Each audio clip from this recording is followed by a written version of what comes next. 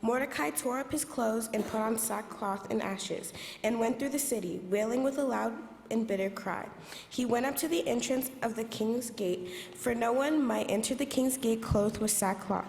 In every province, wherever the king's command and his decree came, there was a great mourning among the Jews, and fasting and weeping and lamenting and most of them lay in sackcloth and ashes.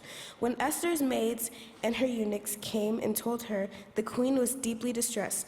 She sent garments to clothe Mordecai, so that he might take off his sackcloth, but he would not accept them.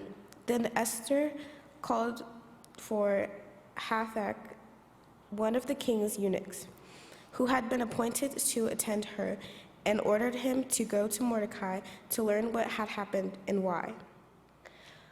Hathach went out to Mordecai in the open square of the city in front of the king's gate, and Mordecai told him all that had happened to him, and the exact sum of money that Haman had promised to pay into the king's treasuries for the destruction of the Jews. Mordecai also gave him a copy of the written decree issued in Susa for the destruction, that he might show it to Esther, explain it to her, and charge her to go to the king to make supplication to him and entreat him for her people. Hathach went and told Esther that Mordecai had said. That Esther spoke to Hathach and gave him a message for Mordecai, saying, all the king's servants and the people of the king's provinces know that if any man or woman goes to the king inside the inner court without being called, there is but one law. All alike are to be put to death. Only if the king holds out the golden scepter to someone, may that person live. I myself have not been called to come into the king for 30 days. When they told Mordecai what Esther had said, Mordecai told them to reply to Esther, Do not think that in the king's palace you will escape any more than all the other Jews. For if you keep silence at such a time as this, relief and deliverance will rise for the Jews from another quarter, but you and your father's family will perish. Who knows? Perhaps you have come to royal dignity for just such a time as this. Then Esther said in reply to Mordecai, go gather all the Jews to be found in Susa, and hold a fast on my behalf, and neither nor drink for 3 days, or 3 days, nights or day. I and my maids will also fast as you do. After that I will go to the king, though it is against the law, and if I perish, I perish. Mordecai then went away and did everything as Esther had ordered him.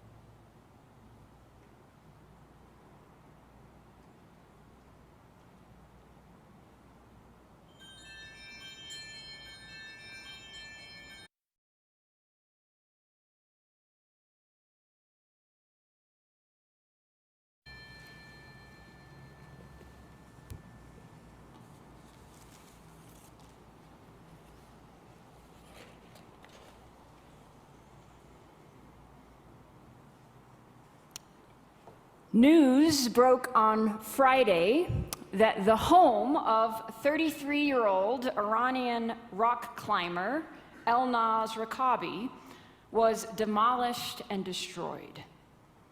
In October, Elnaz competed without her head covering in a climbing competition in South Korea.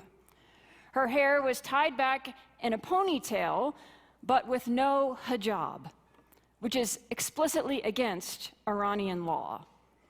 It was an accident, she said, but this accident happened at the time that protests were sweeping across Iran following the death of 22-year-old Mahsa Amini.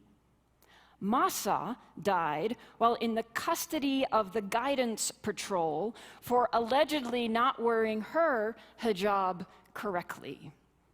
The Guidance Patrol is the religious morality police of Iran's government. Because of protests surrounding Mahsa's death, Elnaz not wearing her hijab as she climbed had perhaps even more dire consequences than they would have otherwise. Her home was destroyed, her family threatened. But it also meant that she became a symbol of the national uprising calling for greater freedoms for women. Elnaz's story reminded me immediately of Malala Yousafzai, the youngest ever Nobel Peace Laureate and the UN's messenger of peace. It's good to remember Malala on the Sunday of Peace. After the Taliban took control of Malala's town in Pakistan in 2008, banning girls from school, 11-year-old Malala began speaking out publicly on behalf of girls and their right to learn. As we all know now, her choice to stand up for her people and not be silent made her a target for the Taliban. In October 2012, on her way home from school, a masked gunman boarded her school bus and asked, "Who is Malala?" He shot her, the bullet shattering her skull, jawbone, and surrounding nerves before lodging in her shoulder near her spinal cord. After months and months of surgeries and rehabilitation, Malala wrote, "It was then I knew I had a choice. I could live a quiet life, or I can make the most of this new life I had been given. I determined to fight every day to ensure all girls receive 12 years of free, safe, quality education. I traveled to many countries to meet, support, and advocate for girls fighting poverty, wars, child marriage, and gender discrimination, just so that they can go to school. It was then that I knew I had a choice." Perhaps Malala made a more deliberate choice than Elnaz, but both choices had personal consequences of suffering and oppression for themselves and their families, and public consequences of spreading inspiration and hope to hundreds of thousands of women and girls. And hope and inspiration are needed because Iran and Pakistan are places where women's choices about their lives are greatly limited by men in power. And it just so happens they are also two of the modern territories that make up the ancient Persian Empire that we read about in today's biblical text. You see, a couple thousand plus years earlier, another woman in this same territory of the world also had a choice to make. Her name was Esther. Esther also had decisions about her physical appearance dictated to her by men in power. But the choice Esther made, spoiler alert, saved and inspired an entire people. At the time of decision, Esther's cousin Mordecai said, "For if you keep silent at this time, you and your father's family will perish, and who knows, perhaps you have come to royal dignity for such a time as this." We don't know Esther's inner dialogue, but I imagine words similar to Malala's echoed in her soul. "It was then I knew I had a choice to make." With resolve, Esther replies, "I will go to the king, though it is against the law, and if I perish, I perish." Esther's story has resonance today, not just because of Elnaz and Massa and Malala, but because we all face moments of key decision in our lives. Maybe your decisions do not have the fate of an entire people in the balance. However, we all have those crossroad moments, moments that define the future course of our lives. And crossroad moments call for courageous choices. Move or stay put. Break up or work through it. Resign or recommit. Keep fighting or stop treatment. Say, "I do," or "I don't." Give it one more push or close up shop. Keep holding on or let go. Blend in or stand out. Compromise or hold firm. Chase your own dreams or cave to somebody else's desires. Trust your gut or ignore it. Take a risk or play it safe. Speak up or stay silent. When we meet Esther in chapter 4, she is married to the king of Persia, King Ahasuerus. Esther, a Jewish orphan, ended up as the queen of Persia because of decisions made for her by others. But we remember her today because of her own decision to claim her power at the very moment her people needed her. It should be noted that the queen before Esther, Queen Vashti, had been dismissed because of her unwillingness to be paraded in front of a banquet of drunken men at one of the king's feasts. And so after deposing Queen Vashti, when King Ahasuerus was searching for a new queen, he wanted someone beautiful and who was okay with being put on public display.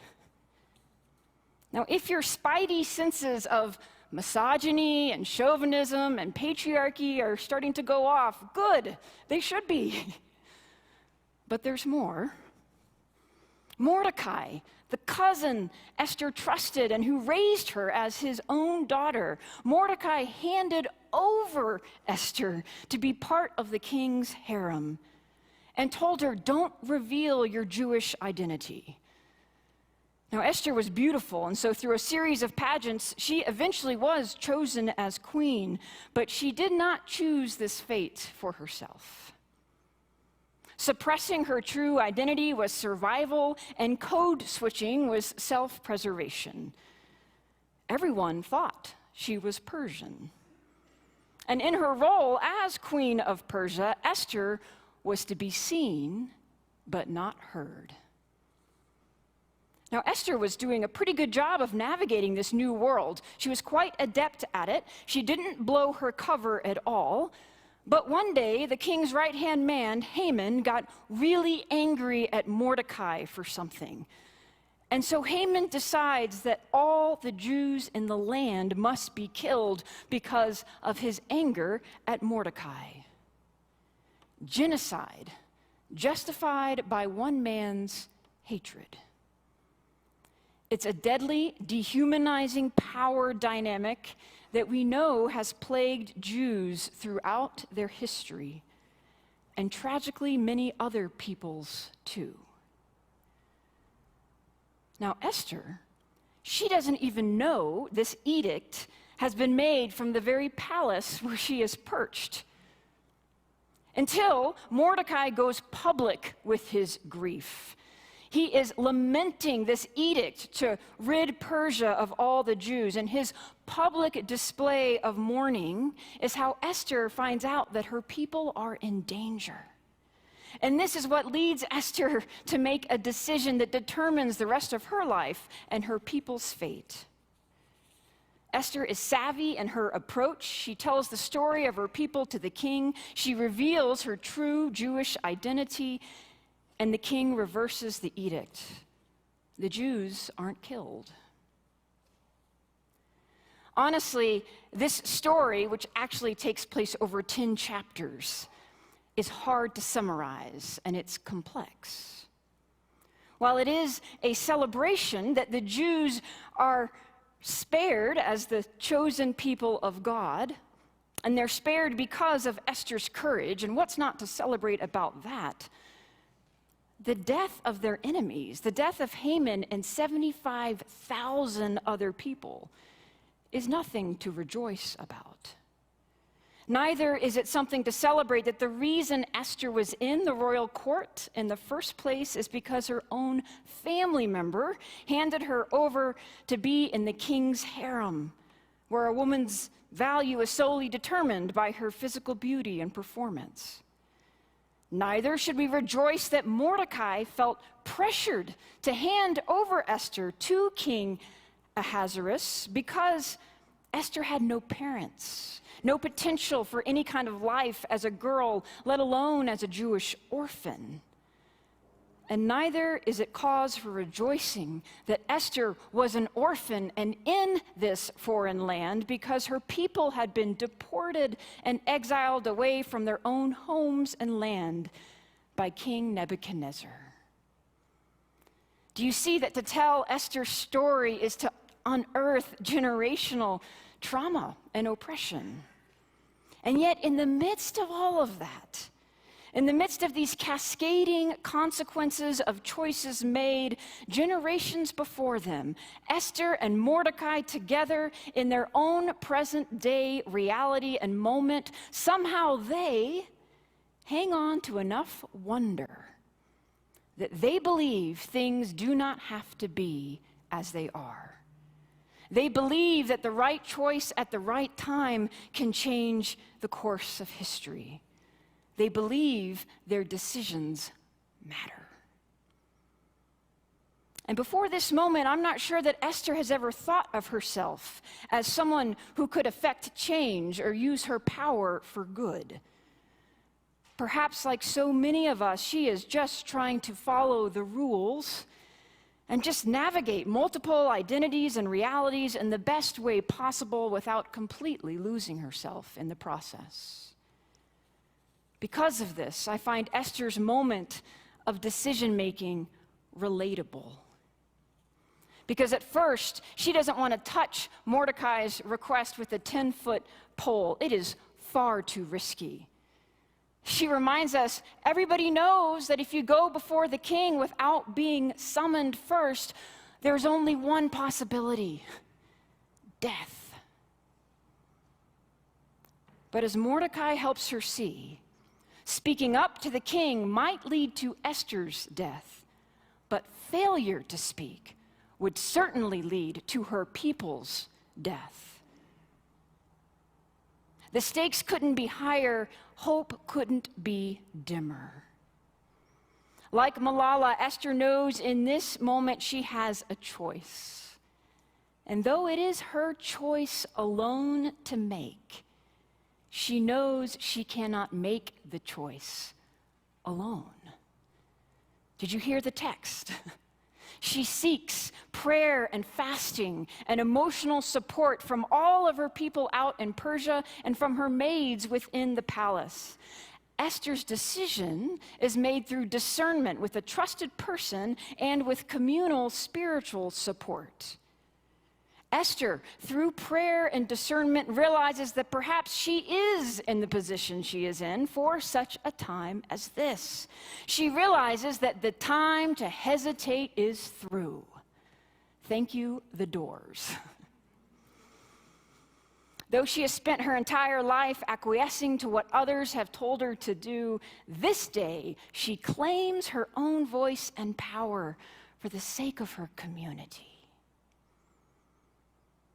And lest we romanticize this story, let's not rush away too quickly from this moment of discernment and decision-making, because she has no certainty that her plan will work in this moment.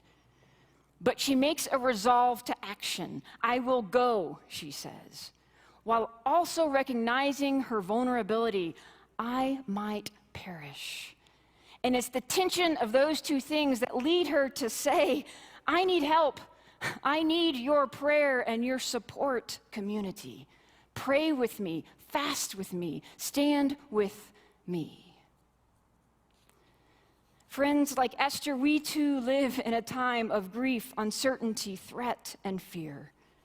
And whether you are facing in your own life a difficult decision, something that will chart your life perhaps on a new course, or whether we as a community are seeking to gather courage to speak up as a people of faith to one of the many injustices in our world, the fact is, we really struggle to make decisions sometimes, don't we? Because there are no guarantees that everything will work out if we take a risk. And this is why, without even consciously being aware of it, sometimes we might find ourselves saying, I'm just going to wait for the right time. Now is not the right time. If we're honest with ourselves, sometimes we need to admit that what we're really doing is procrastinating or delaying the action that is needed out of fear, or perhaps because of our own familiarity and comfort with what is. This week, I imagined Esther singing along to Carrie Newcomer's song, If Not Now, as she wondered what to do and what risk was worth taking. If not now, tell me when. If not now, tell me when. We may never see this moment or place and time again. If not now, tell me when. I see sorrow and trouble in this land. I see sorrow and trouble in this land. Although there will be struggle, we'll make it if we can. If not now, tell me when. I may never see the promised land. I may never see the promised land. And yet we'll take the journey and we'll walk it hand in hand. If not now, tell me when. It will take a change of heart for this to mend. It will take a change of heart for this to mend. But miracles do happen every shining now and then. If not now, tell me when. Sometimes the time is now. Waiting, discernment, processing. All of these words represent deliberation of some kind, and they are important, but if we are not careful, they can become a kind of womb of protection. A womb that is so safe that sometimes we'd rather stay in the womb of waiting than allow God to deliver us to new life.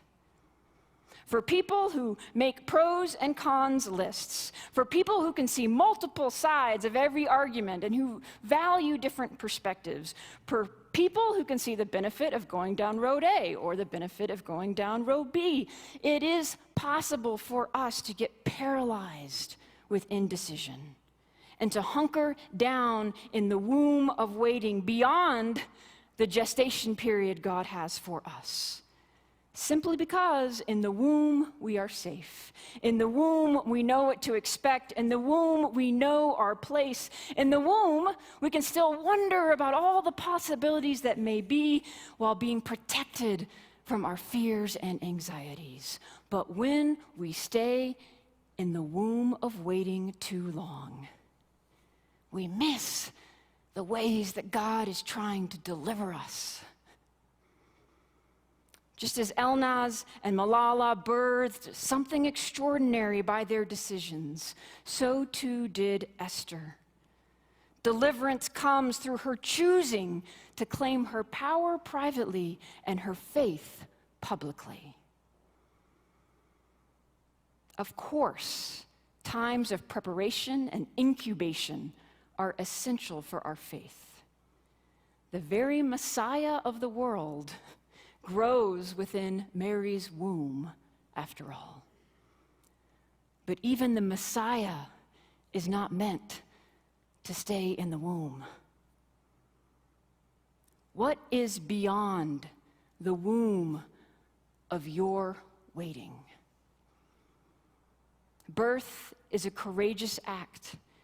Yes, there are unknowns. Yes, there is pain and suffering.